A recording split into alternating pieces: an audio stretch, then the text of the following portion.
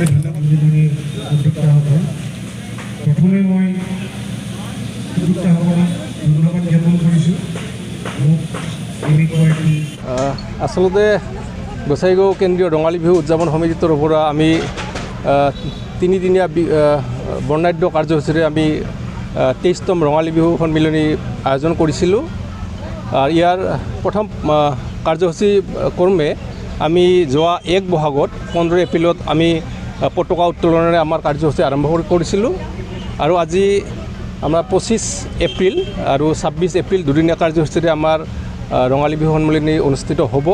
ইতিমধ্যে আমাৰ আজি দ্বিতীয় দিনৰ কাৰ্যসূচী ক্ৰমে পুনৰ আমি পতাকা উত্তোলন কৰিছিলোঁ আৰু পতাকা উত্তোলন কাৰ্যসূচী তেওঁলোকে সমাপ্ত হ'লে তাৰপিছতে আমাৰ স্মৃতি তৰ্পণ অনুষ্ঠান হৈ গ'লে আমাৰ বিশিষ্ট 3গৰাকী ব্যক্তি আমাৰ বিহু সমিতিৰ পৰা যোৱা বিগত 2-3 বছৰ আগত আমাৰ মাজৰ পৰা আঁতৰি গৈছিলে সেই বিশিষ্ট ব্যক্তিসকলৰ আত্মাৰ সদ্গতিৰ অৰ্থে আমি এটা স্মৃতি তৰ্পণ অনুষ্ঠান ৰাখিছিলোঁ।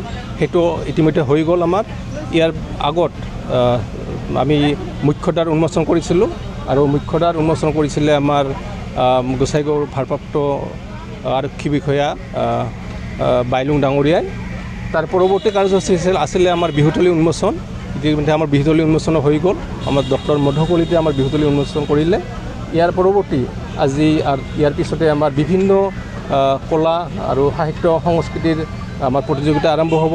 তাৰপিছতে বিভিন্ন খেল ধেমালি থাকিব আৰু আজি সন্ধিয়া আমি আমাৰ স্থানীয় শিল্পীৰ দ্বাৰা আমি আমাৰ সাংস্কৃতিক মঞ্চ উন্মোচন কৰিম। লগতে বিভিন্ন সাংস্কৃতিক অনুষ্ঠান থাকিব। তাৰ পৰৱৰ্তী অহাকালি আমাৰ বৰ্ণাঢ্য কাৰ্যসূচীৰে আমি সাংস্কৃতিক শোভাযাত্ৰা আয়োজন কৰিছোঁ। ইয়াত বিভিন্ন জাতি জনগোষ্ঠী ধৰ্ম বৰ্ণ নিৰ্বিশেষে ইয়াত আমি আমন্ত্ৰণ জনাইছোঁ আৰু সকলোৱে ইয়াত আহিম বুলি আমাক ইতিমধ্যে কথা দিছে।